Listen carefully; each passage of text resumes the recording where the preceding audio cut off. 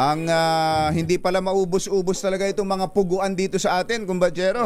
At meron pang ni-raid na napakalaking puguan sa pusod pa ng Metro Manila, dyan sa Makati. Si Yusek Gilbert Cruz, ang PAOK Chief, nasa linya natin.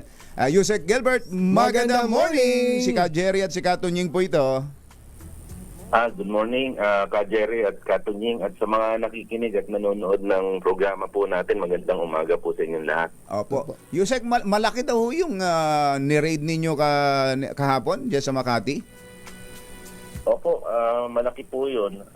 Bali, 1, 2, 3, 4. Pitong palapag po yun eh. Laki. Na puguhan yung hinuli po natin. At maluwang po yung lugar. Marami pong kwarto kada isang story. So, medyo malaki po yun. At talagang punong-puno po ng computers yung mga nakita natin. Operational pa ho? Nag-ooperate sila kahit matagal ng bawal ang Pogo dito sa atin? Yung sa tingin po namin operational pa po kasi yung tatlong palapag na nakita namin, yung 25 at 46 saka yung 51 floor, talagang ang lamig pa ng aircon nung pagdating namin. Offshore gaming po ang operation nila, hindi ho scamming. Dati yung Ka Jerry, yung dinatnan po namin doon, yung mga script na ginagamit nila, ibig sabihin yung manual na sinusundan po, yung mga nagtatrabaho doon, puro lab scam po tsaka romance scam. So hindi na ho talaga offshore gaming, kundi diversify na. Nag-convert na into scamming activities itong dating puguan. Opo, ganun na nga po ang nangyayari, Tunying, Ka Jerry. Scamming na lang po talaga yung ginagawa nila. May mga gaano ho karami ang mga tauhan na nadatnan nyo doon? Actually, wala na po kaming dinat ng mga tao doon, Ka Tunying. Kaya lang po, ang ine-expect po namin abutan sana doon is mga 600 na Filipinos and mga foreign nationals. Kaya lang pagdating namin, wala na po kaming dinatnan. Kasama pala namin, Ka Jerry and Ka Tunying, yung sa trabaho dito, yung yung ating pong CIDG, yung AFP po, and yung local government po ng Makati. Bakit po wala na kayong dinatnan na Yusek? Mayroon bang nanunog nung ops? Siguro may ganun ho. Kasi nag-evolve na rin ho, pati yung pag-iingat nitong mga magpupugo na ito. Pero ang kagandahan naman po dito, Ka Jerry and Ka Tunying, at least alam naman po namin kung sino po yung nagpapatakbo dahil may mga records naman po kaming hawak nito. At totally, papasara na po namin. Kaya nga kasama natin sa trabaho yung licensing office ng Makati City para po totally pasara na nila itong mga puguhan na ito. Naisip ko kasi para makaalis, yung ganun karami. yung 600 mga tao, matindi yung advance info niyan. Oo, ang nangyari kasi, paalis pa lang kami, umalis na rin pala sila. Oo, sabi siguro, parating na. Hindi, papalis na. Papalis na. Alis na rin kayo. Hindi, kung isip-isip mo, malamig pa yung aircon Patayin niyo yung aircon. Pati mga... Sabi siguro, bago kayo malis, patayin niyo muna, ha? Pati mga pagkain na Ka Tunying, Ka Jerry, mainit pa eh. Mainit pa. Talaga. Yung pong may-ari ng building, ibig sabihin, buong building po ang kanila pong tatrabahuhan dyan? Hindi ho. Mataas po yan, Ka Tunying. Actually, pangalawa sa pinakamataas na building po itong pinasok natin sa buong Pilipinas. At yun nga ho, tatanungin na rin ho namin yung administrator, kung bakit po hinahayaan po nilang magkaroon ng ganitong aktibidad doon sa kanilang building. Oo nga. Pwede rin siguro kayong, ewan ko kung maaari ito, na lahat ng mga nagpapaupa, kung umpisahan siguro dito sa Metro Manila, ay mabigyan na ng warning no, na sila po ay may pananagutan din sa batas, especially kung matagal nang nag-ooperate ng yung mga illegal na mga grupo kagaya po nung nahuli ninyo. Opo, tama yun, Katunying, ang approach kasi natin ngayon talagang ang ginagawa natin, like yung mga previous raids natin, nagsimula po tayo dun sa Pasay City. Nagamit na po natin yung local government unit para po tumulong sa atin kasi po talagang kayang-kaya po nilang pasukin yung mga buildings na yan at ipasara kung kailangan pasara kung may mga makita pong violations. Lalo na po kung scamming operation yung ginagawa dun sa mga buildings na yon o sa mga kwarto ng mga buildings na yon. So, yun ho yung ginagawa naming approach. Kaya nagiging madali na po sa amin yung pagpasok ngayon, Katunying.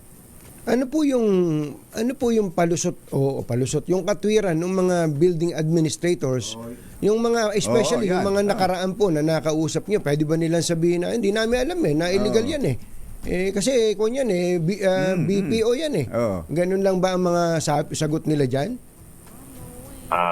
Yun yung sagot ng iba, Katunying. Tama ka dyan. Sabihin nila, ang alam po namin na BPO po yan Ang alam po namin, call center yan Yun lang ang tingin ko, nagkukulang sila. Baka naman tama yung sinasabi nila, Katunying. Baka naman hindi teki yung administrator dahil yung kadalasan po lang nakakausap nating administrator, may edad na rin, Tapos yung iba po. Parang dapat yata bumubusina muna kayo, Yusek. Marami tayong tagapakinig na maedar Opo. pero Katunying, kasi ang nangyayari kasi dyan sa mga pogo na yan, pag hindi ka talaga marunong tumingin ng computer, Katunying, at hindi alam mo na may mga kill switch kasi sila na pag pindot nila ng kill switch nila, lipat ka agad yung harapan magaling. Nagbabago ka agad, Katunying kung hindi ko talaga techie at wala kang, kung nag-i-inspection ka at wala kang kasamang magaling na sa computer, Katunying, mapapaglalangan So kaya yung sinasabi nilang call center, parang maniniwala ka. Pero ang nakatago doon sa mga computer, puro scamming activities. Updated po ang business permit niyan, Yusek? Yung iba po, Katunying, walang permit. Yung iba po, dati ng may mga permit po. Pero alam naman po yata ng mga tao sa paligid na hindi naman po talaga yun ang trabaho nila, kundi scamming operation.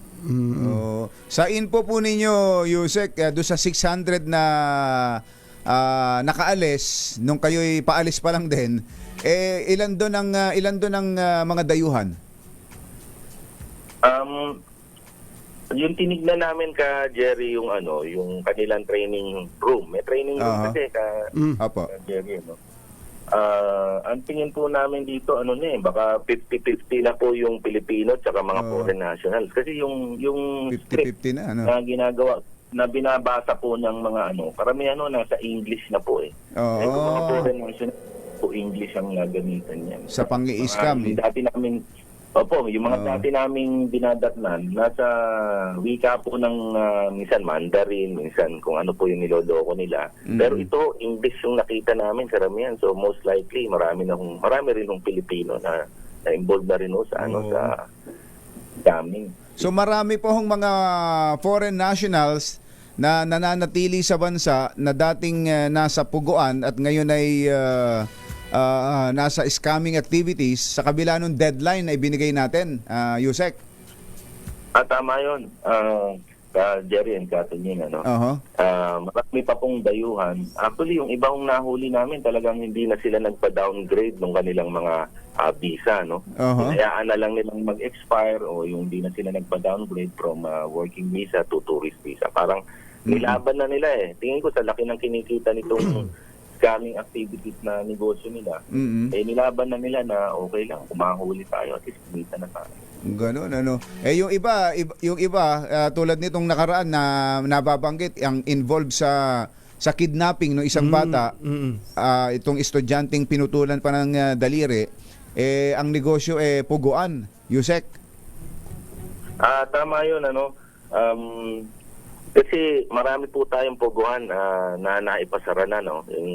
Yung kagaya po ng mga puguhan nila, dating Mayor Alice Go at yung sa Porac at yung iba pang malalaking puguhan. At ngayon, talagang patago na sila kung gumalaw eh. Karamihan dito, Ka Jerry and Ka Tunying, yung mga tinatawag nating enforcer ba, yung mga nananakit, yung mga nangingidnap, saka yung mga nananakot, ano? Doon sila nagtatrabaho sa mga puguhan na yun. Ngayon, since marami na pong nawalang malalaking puguhan, nawalan din ho ng trabaho itong mga to. Hindi naman ho sanay ito sa mga computers. At ito, ang trabaho talaga nila, yung pinaka-skills po nila, mangidnap, saka man-torture. Ang tindi nung skill eh, no?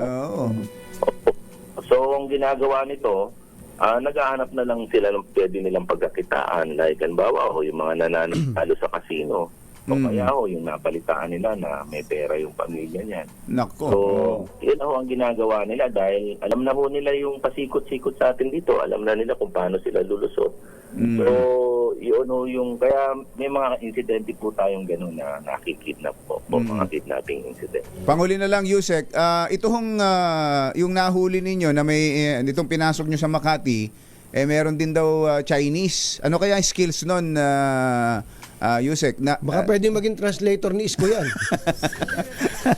Baka pwedeng translator yon.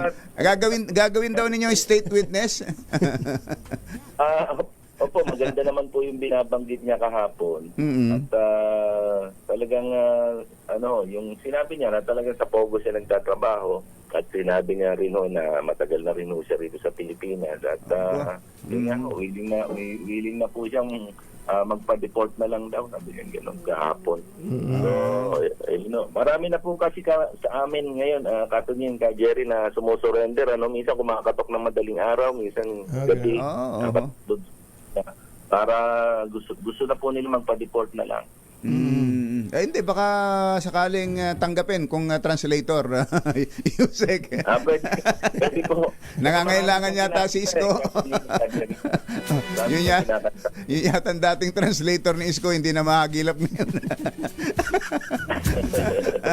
Yusek, maraming salamat. Thank you so much po. Umaga. Okay, thank you po.